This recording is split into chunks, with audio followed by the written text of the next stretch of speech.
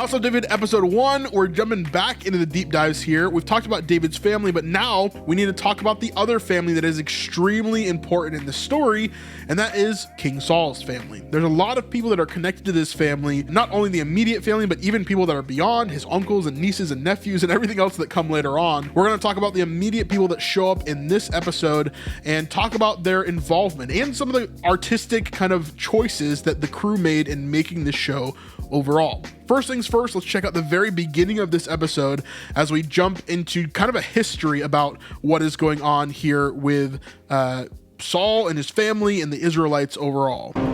There was a time Israel had no king. 500 years after Moses split the sea, the people were leaderless and divided. So let's talk about that first, okay? So 500 years after Moses split the sea, in other words, after the Exodus, the people were divided. They didn't know what to believe, right? Samuel's sons were supposed to become prophets and supposed to help be judges over Israel, but they don't really listen, right? And so we see this in 1 Samuel chapter 8. When Samuel became old, he made his sons judges over Israel. So this was supposed to be the solution. After Samuel's gone and he's no longer a prophet, obviously he's not there anymore. His sons were supposed to take care of Israel and show them the place to go. They were supposed to help to guide them and be that voice that God speaks through, right? However, that doesn't work. His sons did not walk in his ways. They turned aside after gain. They took bribes and they perverted justice. This would be an interesting show, I think. Seeing the sons of Samuel would be quite an interesting thing to see overall. Seems like they were pretty disgusting in the way that they treated things, in the way that they kind of went about their lives. But we don't get too much information on that here. We see verse 4, then all the elders of Israel gathered together and came to Samuel at Ramah. This is where he stays, and we're going to see that in the show in a later time here. And he said to them, he said to him, behold, you are old. Behold, you are old, and your sons do not walk in your ways. Now appoint for us a king to judge us like all the nations. So they wanted to be like everybody else, okay? And the Lord said to Samuel, go ahead, obey the voice of the people in all that they say to you, for they have not rejected you, but they have rejected me from being king over them. So the people of Israel were not satisfied with God being king over them. Rather, they wanted a king for themselves. They wanted to be ruled over just like all of the other nations. Now, if we scroll down here, we see that Samuel warns them against this, okay? Verse 10 here, we see, so Samuel told all the words of the Lord to the people who were asking for a king from him, and he said, these will be the ways in which the king will reign over you. And he tells them a bunch of bad stuff. Basically, the king's going to take advantage of you. He's going to put you into certain categories. He's going to take your livestock. He's going to take your men and put them in the war. He's going to take your women and make them cook and do perfume stuff and be bakers, right? He's telling them all this horrible stuff that the king is going to do. And then in verse 17, he says, he will take the 10th of your flocks and you shall be his slaves. And in that day you will cry out because of your king, whom you have chosen for yourselves, but the Lord will not answer you in that day. So he warns them, hey, if you want a king, this is what it's going to look like, okay? But the Lord grants Israel's request, and they eventually get a king, which of course is Saul. So that's what we see there. We see that Saul is clearly the king that's going to be chosen here, but let's jump back into the episode and see what they say. So, Samuel, the last of the great seers. Now, seers, by the way, is just another word for prophet. It's more of like a generic word rather than a Christian word. Seer is used for a lot of different things, including like mediums and things like that. But they're using it for the show because it makes it feel, I think, less like Christianese and more generalistic. Anointed Saul of the tribe of Benjamin as Israel's first king. So there's the first of the family of Saul that we know. That is Saul, the king himself. But Samuel warned the people not to forget the God that delivered them from Egypt. He also warned them that if they had a king, it's not going to turn out great, right? For 25 years, Saul has reigned. So this gives us a pretty good frame of reference of where we are in the narrative so far. It's been 25 years, right?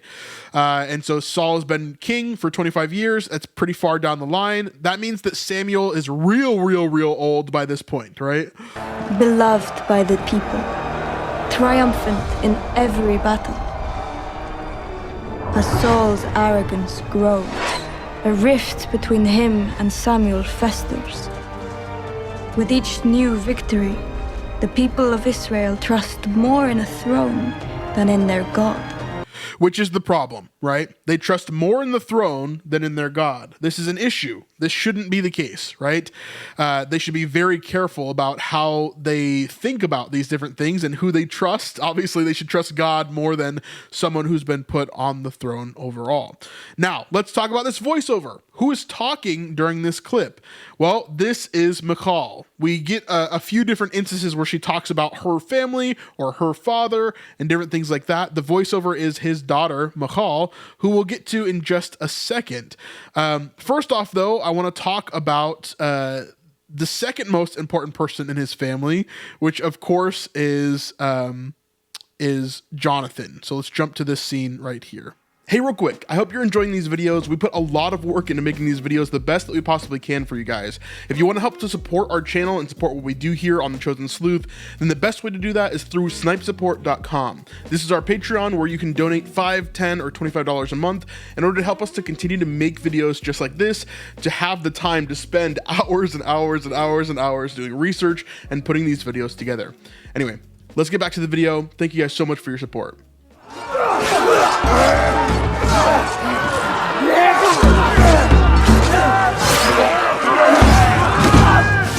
So one thing we'll notice right off the bat, as I mute this and I'll let it play here, this show's way more violent than The Chosen or some of the other projects we've looked at, right? The Old Testament is brutal, especially 1 Samuel, as we're looking at the destruction of all these different people groups, essentially. And so we're seeing the reality of that play out, which I think is really needed. I think there's a way that they could go too far with it, but I think they've been very tasteful so far in the way that they show the brutality without being overly gory or disgusting, right? So here we see Jonathan, the son of Saul. He is an insanely important character because he has a real connection with David, who obviously is King David later on. But even before that, clearly when David is serving Saul, Jonathan is a huge part of David's life and becomes his best friend by far. And so we see Jonathan playing a really big role here.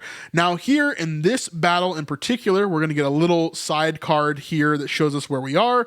And this is in Havilah. Now, Havilah is one of the locations that's mentioned within the Bible that talks about this battle in particular.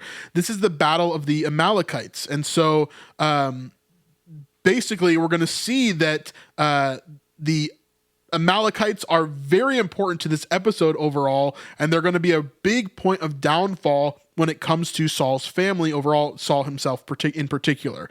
Now, as we talk about Jonathan, I wanted to talk about this chapter that actually happens before this chronologically. We can clearly see from this scene that we just looked at that Jonathan is a very proficient fighter. He is very good at what he does, right? But here in 1 Samuel chapter 14, we see a little bit more of that. We see that Jonathan, by himself, and with an armor bearer, technically with him, defeats an entire group of Philistines by himself, okay? He goes in and he attacks this group of Philistines and basically just defeats them on his own along with his armor bearer, to the point where Israel is like, hey, do we have everybody here? Where's Jonathan? Where's his armor bearer? Oh, they're gone? Okay. And then they kind of like chase after them and they're able to kind of defeat these Philistines because Jonathan charged in and he's like a super strong warrior, okay? Read 1 Samuel chapter 14. It's really good. But we see that moment there where he's kind of attacking and he's doing all these things. And so we can see his strength through that. I think that's an important piece of kind of what we're seeing here. Now, if we fast forward, we can see a bit more of the family here as we go through. We see Jonathan on the battlefield. We see Saul on the battlefield. And then as we get back to camp, we meet a few new members of the family. And so let's get to that point here. We see that Jonathan's back at camp. He picked up this boy. We'll talk about that another time. Michal, put it in. The work is meaningful. See it done. If only we had you on the battlefield, we would have won the first day. If only we had you on the battlefield, we would have won the first day. This, of course, is his mother, Ahinoam, or Ahinoam, however you want to pronounce that. First of all, amazing actress. I think she's done an incredible job in the show so far. But biblically, this is Saul's wife. This is a very important character who mothers a lot of his children. And so we see her as a big piece of this as Jonathan's mom here. Jonathan, my queen. The Lord had returned my son to me. No injuries? Not a scratch. Well, not many. Jonathan, I prayed every Sister. day. So there we see Michal, Who's this? Jonathan, you cannot save every... and here we see Merab, who is another sister, basically the older sister of Jonathan. Stray. I could save this one. What happened to him? His entire village was destroyed on the border. He was the only survivor. Michal, those silks are from Egypt. Mother, the silks. What does he mean? I think the actress who plays Merab is actually very, very good as well. Let's look at this and talk about who are some of the people that don't show up in this. Okay, I think this is really important. So we see 1 Samuel chapter 14. Now the sons of Saul were Jonathan, Ishvi, and Malchi-Shua. And the names of his two daughters were these. The names of the firstborn was Merab, and the name of the younger was Michal. In the show, I think they spell Michal with a Y. But here in most of scripture, it's spelled with an I. This is a very common thing in Hebrew, by the way. If you go to Israel, like everything is spelled 6 different ways. It's just kind of the way that it is, which is interesting, but especially when transliterated to English, obviously. So it's always a little bit different. And the name of Saul's wife was Ahinoam, the daughter of Ahimaaz, and the name of the commander of his army was Abner, the son of Ner, Saul's uncle. Now, Abner, we're not going to talk about too much, but I want you to leave a note for Abner. Abner is an incredibly important character that's going to come later on, but this is Saul's uncle. That's why he's kind of older looking in this, but he's going to be around for a very long time. And so he's a really, really important character here. Now, we get those 3 characters here. So we've got, again, those 5 characters total. We've got Saul, we've got Ahinoam, we've got Jonathan, we've got Merab, we've got Michal. These characters are all incredibly important. And in that list, we see a couple of other brothers that actually don't show up in the show. We see Merab and Jonathan here as they're hugging, and she does an amazing job of being like a great sister figure here. But we actually see someone who is not named within that list that we saw before, and that would be Eshbaal. Now here, Eshbaal is a really interesting character overall. I'm going to play some of this so you can kind of see what he's all about. How else might I serve you, my prince? Well, my cup is full for now, but stay close. Appetites replenish quickly.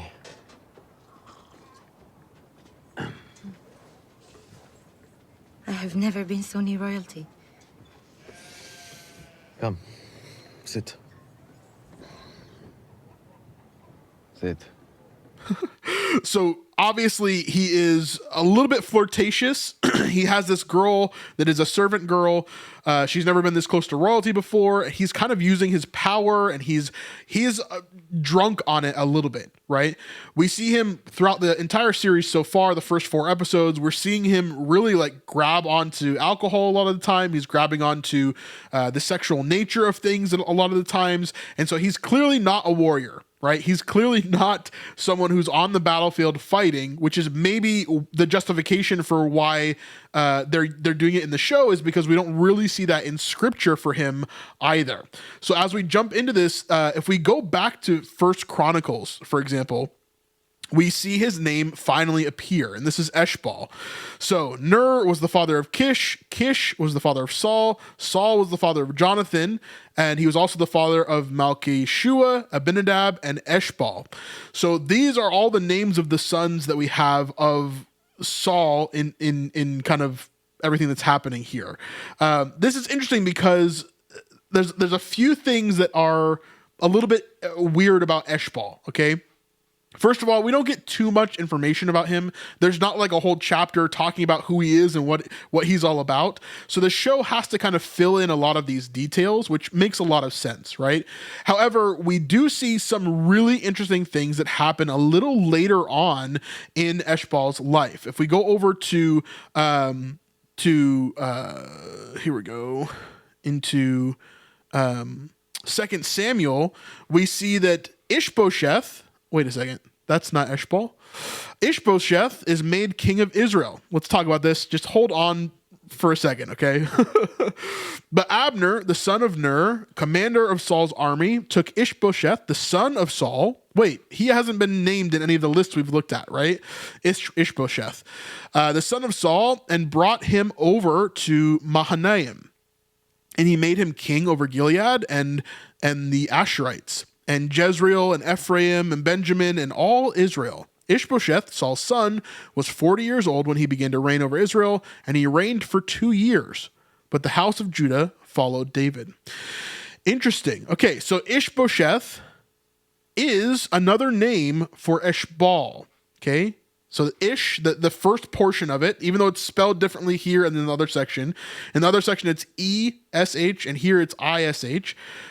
Ishbosheth is the same person as Eshbosheth, and I'll kind of show that to you here. There's a couple of different things that there is precedence for this. So why the name change? So Eshbosheth, what does Eshbosheth mean? Or Eshbaal, as his name is throughout a section of the scripture. Eshbaal is man of Baal, okay? Baal literally meaning either leader or kind of like a strong one, or obviously meaning the fake god of Baal or Baal, as you may have heard it before, okay? So man of Baal. This obviously is not something that the Israelites would have wanted to continue later on, especially as Baal became more and more a figure of idolatry and an enemy of God, right? So later on in the text, we see that there are not only one, but a couple of different characters that their names are changed from using that Canaanite type of name in using Baal within their names. So one is here with Eshbaal. Eshbaal is changed to Eshbosheth, which means shame, which means he becomes man of Baal, becomes man of shame, clearly because he's connected to Saul, and there's a shame in that, okay? There's actually another precedence for this, though, and that is Jonathan's son. So 2 Samuel chapter 4, we see that Jonathan, the son of Saul, had a son who was crippled in his feet.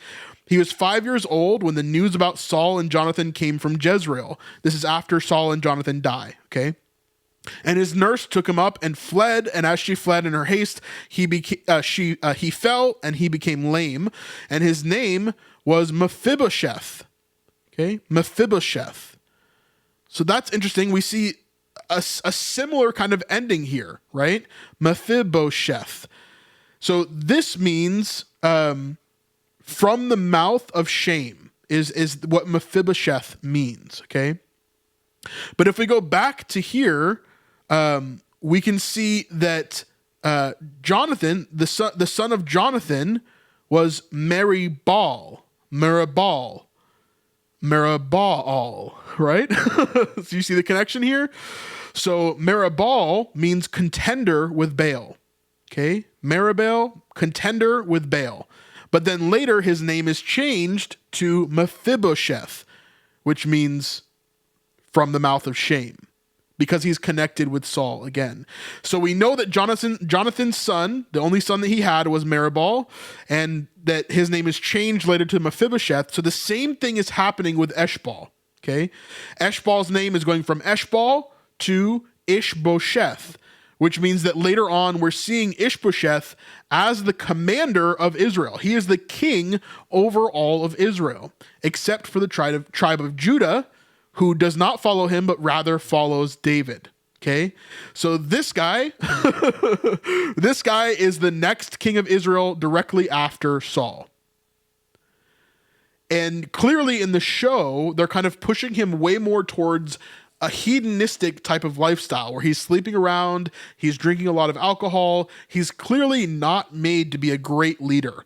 And I think partially that's because in the scriptures, he's not a very good leader. In fact, we don't really see him do basically anything in his 2 years of being king. There's nothing of note that is written down in scriptures that brings us to the idea that he was a great king or that he did anything in particularly special. Now, that brings us to this section where he is murdered. So 2 years into his reign, Ishbosheth, or Eshbaal, which again is this guy, we see as he is murdered. When Ishbosheth, Saul's son, heard that Abner had died in Hebron, by the way, Abner's going to die. By the way, all these people are going to die eventually, right? Had died in Hebron, his courage failed. So he was not very courageous, right? He was not like David. He was not like the great kings of Israel that have courage and trust in the Lord. His courage failed him because Abner died. And why is he scared now that Abner's dead? Because Abner's the one that put him in charge in the first place. So obviously he's going to be terrified. Okay. Bonus points for anybody that can tell me who kills Abner, by the way. And all of Israel was dismayed. Now Saul's son had two men who were captains of raiding bands. The name of one was Banah and the other was Rahab. Now, these guys come. Jonathan, the son of Saul, who had a son who was crippled in his feet, was 5 years old. We saw that earlier. But we see that the sons return, these sons of Ramon the Bithorite, Rahab and Banah. They set out on the heat of the day. They came to the house of Ishbosheth, the king of Israel, as he was taking his noonday rest. So he's just taking a midday rest, right? Just like this. Just imagine this. And as he's taking his midday rest, they came into the midst of the house as if to get wheat, and they stabbed him in the stomach. And then they escaped. They came into the house as he lay on his bedroom. They struck him, put him to death, and beheaded him. They took his head and went by the way of the Arabah all night and brought the head of Ishbosheth to David at Hebron. And they said to the king, "Here is the head of Ishbosheth, the son of Saul, your enemy, who sought your life. The Lord has avenged my lord the king this day on Saul and on his offspring." But David, of course, does not like this, okay? David really, really, really does not like when people take a vengeance for him in his stead, right? Because he honored the house of Saul. He honored the house of Jonathan. He honored the house of even Ishbosheth here. And so David is really upset that this happens. And so he's not very happy, basically, if you read through the rest of this portion. I'm sure we'll get there eventually as we get through this series as a whole. But that is the family that we see of Saul in the show so far. We've got Saul, Jonathan, Ahinoam, Merab, Michal, and then Eshbaal. Those are the only family of Saul that we have in this show. Why aren't the other sons of Saul in this show? The main reason is because they didn't really do anything. Actually, I'll stand corrected. They did one thing really well. They all died. Pretty much the rest of Saul's sons didn't really do anything in scripture except for die. And so they're not super important. So Eshbaal is a great choice as a secondary brother within this family in the show because he's the only other one that actually really does anything. And while he's not a great king or a strong king in any way, at least he was king for 2 years, right? And so he has some sort of connection here. Now, I think they're going to do a lot with Eshbaal in the show because clearly there's a long period of time before he becomes king. He doesn't become king until he's 40. So it looks like there's quite a while before that's actually going to happen. And so we'll see what happens with Eshbaal later on in this season and then into the future of the series. I'm not 100% sure what they're going to do with him overall. Obviously, Jonathan and Michal are the most important.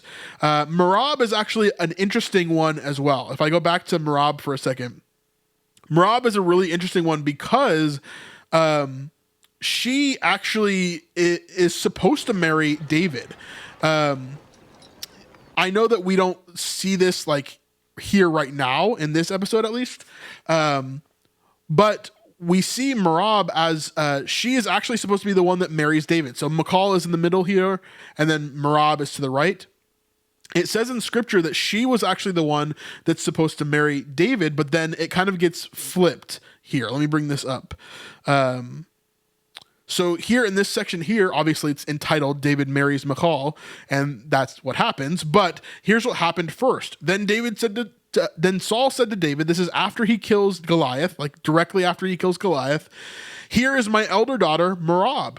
I will give her to you for a wife. Only be valiant for me and fight the Lord's battles. For Saul thought, let not my hand be against him, but let the hand of the Philistines be against him. Basically, Saul was thinking, hey, if I make him one of my greatest warriors, if I put him out front, the Philistines are going to target him and they will kill him. But that's not what happens, right? In fact, here we see that plan doesn't really work with Merab. David said to Saul, who am I and who are my relatives, my father's clan in Israel, that I should be son-in-law to the king? But at the time when Merab, Saul's daughter, should have been given to David, she was instead given to Adriel, the Meholathite, for a wife. So this is Adriel. Okay, this is an interesting piece of House of David as well, because Adriel actually makes an appearance here in episode 1. If we go forward here, we see this moment in the tent where Adriel is actually talking to Saul and the leaders of the Israelites. This is Adriel right here. So Adriel actually ends up marrying Merab, and they have like 5 kids together. Merab in this show, I'm sure, is not very excited about that at all. And so we see as they get together and they have 5 kids. In this show, though, Adriel is part of Judah. However, in real life, most likely Adriel was part of Manasseh or some other tribe, because of the place where he's from in scripture. It's not a place that is owned by Judah. So most likely he was part of Manasseh, because they actually owned that location where he was from. Like I said, if we look at this scripture here, that he's Adriel the Meholathite. So this place here basically tells us that he was part of Manasseh and not part of Judah. So that part is probably wrong, but they probably just changed that for the storyline for the show, if that makes sense. So anyway, so now verse 20. Now Saul's daughter, Michal, loved David, and they told Saul, and this thing pleased him. So they actually tell Saul, hey, we actually kind of like each other already. You don't have to set him up with Merab, set him up with me instead, right? Saul thought, let me give her to him that she may be a snare for him, and that the hands of the Philistines may be against him. So Saul is giving him his daughter in order to hurt David again, right? Therefore, Saul said to David a second time, you shall now be my son-in-law. So that's kind of what happens there. So yeah, that's kind of the whole story of Saul's family here as we look through. I think Eshbaal is probably the most interesting, other than Jonathan and Michal.